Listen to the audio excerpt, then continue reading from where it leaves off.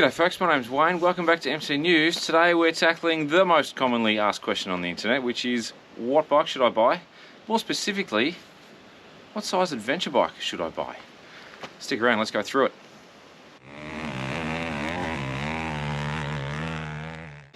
So there's never been a better time to buy an adventure bike. There is so much choice in the market right now. The market is hot with new models, from relatively small capacity right through to large capacity, big heavy stuff. So really, let's walk through the decision making process and what you need to actually ask yourself to figure out where you should be on the spectrum and what's going to suit you. Now, all the bikes that we've got behind us here, the new Aprilia Touareg 660, Ducati Desert X, BMW's GS 1250 Rally X, all terrific bikes, don't get me wrong.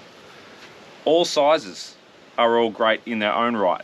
Really, the first thing that you need to understand as fact is that each and every bike is a compromise. So each one has strengths and weaknesses, and you need to be honest with yourself in terms of what sort of riding are you going to be doing for 80% of the time that you want it to be performing at its best. Maybe 90% of the time, maybe 95% of the time. And for that other smaller percentage of the time, what sort of riding are you going to be doing where you're happy to make a compromise? So yes, you need to talk about what type of riding. Do you want to do tarmac stuff predominantly? Do you want to do gravel road stuff some of the time? Do you want to do proper off-road stuff some of the time? Most of the time. So there's going to be a balance, right? We're talking Touareg 660, light, nimble, really super amazingly capable off-road in the rowdy stuff, in the rough stuff. It's not a single track enduro weapon, but it's pretty bloody capable. At the other end of the spectrum, you're talking about big bikes like the GS 1250, who are really quite incredibly capable on-road. You wouldn't want to take it off-road in the gnarly stuff unless, and there's a caveat, unless you're really familiar with dirt riding and or really familiar with big bikes. So if that's not you, please be honest with yourself, because, and here's the caveat with these things, at some point you're going to have to pick these up. This is the bit that most people will forget. And I know that there's quite a few videos online of people doing lift tests and that sort of stuff, but all the lift tests that you see are done when people aren't puffed, they're not on the side of a hill, or the bike's not stuck in a rut, or stuck in mud, or stuck in sand, you haven't got it loaded up to the gills with luggage, and you haven't been riding for 3 hours already. I wouldn't really want to pick up any of these bikes, but if I had to pick up one, it'd be the lightest one. 204 kilos wet for the Touareg, I think 220-ish for the Desert X, and verging on 250 for the GS. So, and again, these are all stereotypical sizes, right? You can throw in the Tenere instead of the Touareg. You can throw in KTM 890 Adventure R instead of the Desert X. You could throw in Tiger 1200 or Multistrada or KTM 1290. Doesn't really matter in terms of, you need to be really confident that you can pick the bike up if you drop it, but probably more importantly, not drop it in the first place. Second question, after you've answered the first one in terms of what type of riding do I really want to do? Do I want to do off-road, on-road, that sort of stuff? Do I want to have a pillion? And do I want to have a lot of luggage with me? Because again, there's a compromise to be made. Really much better down the lighter end. If it's just you, very light gear that you're running. Yep, it can handle a pillion. Yep, it can handle lots of gear. But it doesn't do it as well as something at this end of the spectrum, which is an awesome pillion bike, and an awesome bike all loaded up on the road or on the gravel road, firing off to on a big journey, long destination type stuff. And really, that's the third part of the question: how far do you want to be riding these things for? Because as I said, at this end of the equation, bigger bikes probably going to be more comfortable, probably going to have more room, probably going to be, and this is all probablys, probably going to be better in the longer distance type stuff. Smaller, probably going to be better off-road, probably going to be more nimble, probably not going to be as good if you're talking super long distance stuff, or pillions loaded up, that sort of stuff. So again, you've got to make that acknowledgement in your mind that there's going to be a compromise.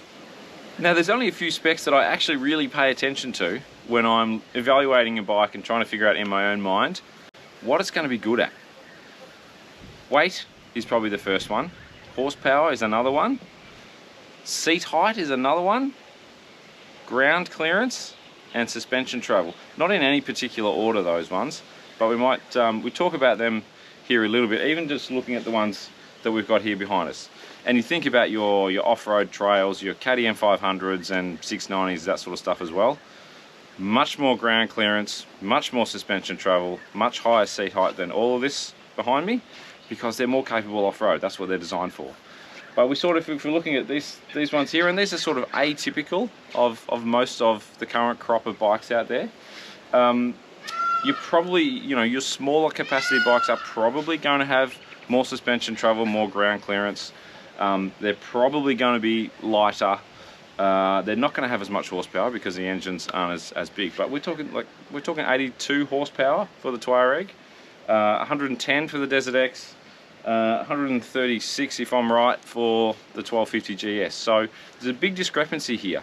If you want, as I said, if you want to do, you know, lots of wheelies on the road at highway speeds, you want to be up this end of the spectrum.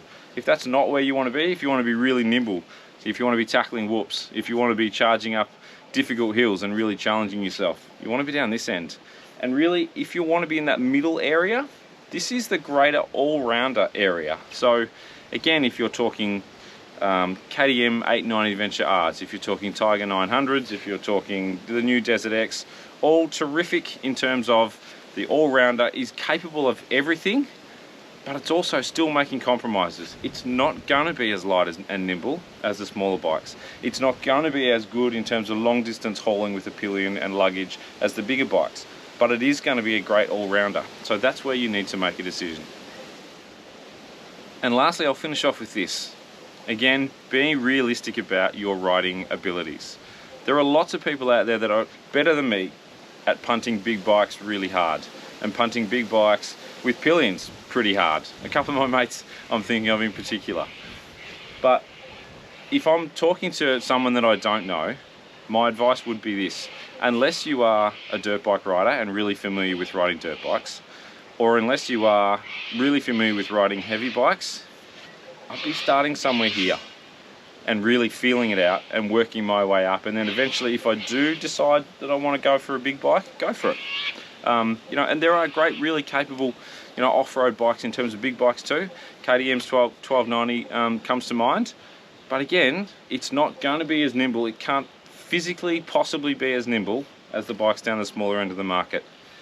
So that's it for today. Let's wrap up there. Don't forget to like and subscribe. Thanks for all your support. We really appreciate it. Yeah, one of these is going to stay in my shed for a little while. You can guess, tell me which one you think that is. That's going to be. But yeah, there's never been a better time to be an adventure bike rider. How good are motorbikes? Catch you soon.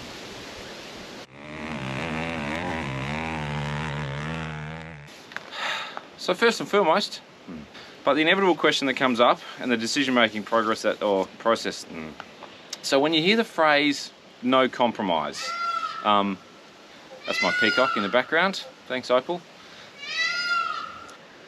And the fifth one, I can't remember right now.